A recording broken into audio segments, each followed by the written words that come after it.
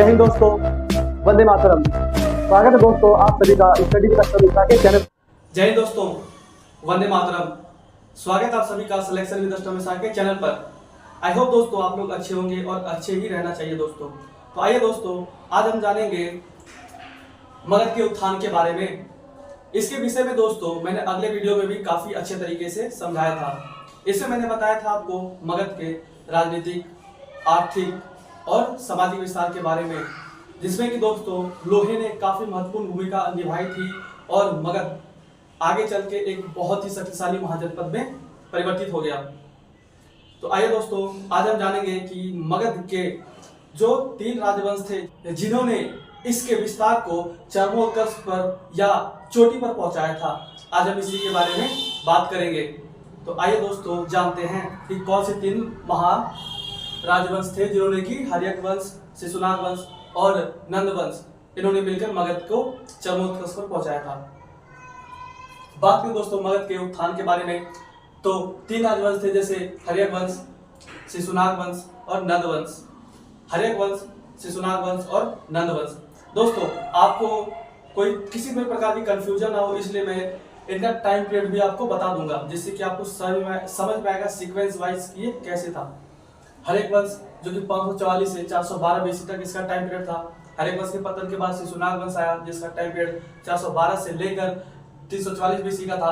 इसके पतन के बाद नंद वंश आया, जिसका टाइम पीरियड 344 से लेकर 422 बीसी का था। तो दोस्तों टाइम पीरियड जानने के बाद अब हम जानेंगे इन वंशों को एक एक कर। पहले हम जानेंगे हर्यक वंश के बारे में। हर्यक वंश जिसका टाइम पीरियड मैंने दोस्तों आपको बता रखा है 544 से लेकर 412 बीसी तक। और जानेंगे दोस्तों हर्यक वंश के 3 मुख्य राजवंश मतलब राजाओं के बारे में, जो कि बिंबिसार, अजातशत्रु और उदयन है। इनके टाइम पीरियड भी मैंने दोस्तों आपको लिख रखा है, जिससे कि आप समझ सकते हैं कि किसका टाइम पीरियड, किसका मतलब शासन काल कब तक रहा। बिंबिसार की बात करें तो 544 से लेकर 492 बीसी तक इनका शासन रहा। अजातशत्रु की बात करें 492 से लेकर 461 बीसी तक इनका शासन रहा। और उदयन की बात करें 461 से लेकर 444 बीसी तक इनका शासन काल रहा। इनके लास्ट राजा थे दोस्तों नागदशक, जहां से इनकी पतन शुरू हो जाती है, उसके बाद शिशुनाग का प्रारंभ होता है। तो इसके बारे में हम दोस्तों अगले वीडियो में बात करेंगे। आइए हम जानते हैं कि कैसे एग्जाम के पॉइंट ऑफ व्यू से क्वेश्चन पूछे जाते हैं। हम बात करेंगे बिंबिसार के बारे में, जो इस वंश के सबसे पहले राजा है। बिंबिसार दोस्तों हर्यक वंश के संस्थापक थे और दोस्तों इनको भारत में प्रथम मान्यता प्राप्त थी किस चीज की, राजा की। और दोस्तों कहा जाता है कि ये सरदार भाटिया के पुत्र थे।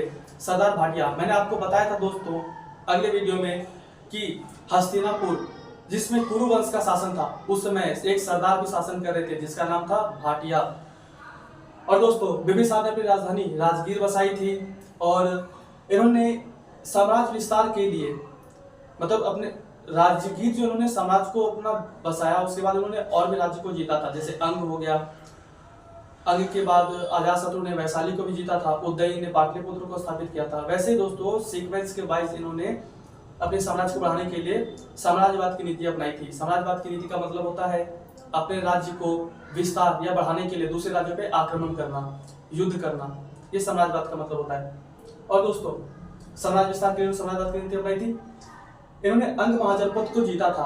अंग महाजनपद जिसकी राजधानी चंपा थी, मैंने आपको बताया था चंपा समकालीन भारत में वाणिज्य व्यापार का केंद्र था। इन्होंने अंग महाजनपद को जीता था। यहाँ के राजा थे ब्रह्मदत्त, उनको हराकर दोस्तों इन्होंने रिप्लेस करके अपने पुत्र अजातशत्रु को वहां का गद्दी या सिंहासन दिया और वहां का राजा बनाया। अजातशत्रु की बात करें तो बिंबिसार और चेलना के पुत्र थे। बिंबिसार चेलना के पुत्र थे। चेलना इनकी दूसरी बीवी थी दोस्तों। इन्होंने 3 शादियां की थी।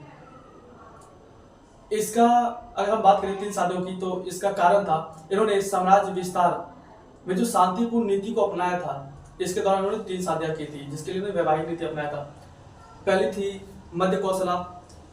मध्य कौशला दोस्तों आप देख रहे हैं, मध्य कौशला कौशल वंश की राजकुमारी थी। तो उसके बाद चेलना जो कि अजातशत्रु इनके पुत्र में, चेलना वैशाली की राजकुमारी थी। और क्षेमा दोस्तों पंजाब की राजकुमारी थी। तो अब जानेंगे दोस्तों इनके प्रसिद्ध वैद्य, जो कि एग्जाम में काफी बार पूछा गया है कि बिंबिसार के प्रसिद्ध डॉक्टर या वैद्य कौन है। तो इनके प्रसिद्ध वैद्य जीवक है दोस्तों। और जीवक के विषय में एक कहानी भी है दोस्तों। कहा जाता है कि बिंबिसार के दोस्त थे प्रसेनजीत। और प्रसेनजीत, आपको मालूम है कि गौतम बुद्ध प्रसेनजीत के दरबार में ही सबसे अधिक टाइम स्पेंड करते थे, क्योंकि वह सारनाथ में था और उन्होंने अपनी ज्यादा से ज्यादा लेक्चर सारनाथ में ही दिए थे। गौतम बुद्ध, कहा जाता है कि गौतम बुद्ध को कब्ज हो गया था, क्योंकि दोस्तों वो टाइम से खाना नहीं खा पाते थे। वो अपना ज्ञान प्रदर्शन के चक्कर में दूसरे राज्यों में घूमते रहते थे, इसलिए उनको कब्जा हो गया था और कब्ज हो गया था और जीवक ने उनको ठीक किया था। दूसरे थे दोस्तों चंद्रप्रद्योत दोस्तों, कहा जाता है मध्य प्रदेश मतलब माहिष्मती के राजा थे। उनको भी दोस्तों कहा जाता है पीलिया हो गया था, तो इसके बाद जीवक ने ही ठीक किया था। इनके दो नाम हैं बिंबिसार के, एक क्षेत्रोजस्य, दूसरा श्रोणिक। क्षेत्रोजस्य मत्स्य पुराण से प्राप्त होता है और श्रोणिक की बात करें तो जैन ग्रंथ ने इनको श्रोणिक बताया है। तो ये थी दोस्तों बिंबिसार के बारे में। अगले वीडियो में हम जानेंगे दोस्तों अजातशत्रु और उदयन के बारे में, जिसके बाद हर्यक वंश का पतन हो जाएगा। उसके बाद हम शिशुनाग वंश की तरफ बढ़ेंगे। तो मिलते हैं दोस्तों आपको अगले वीडियो में जल्द ही। तब तक के लिए जय हिंद, जय भारत।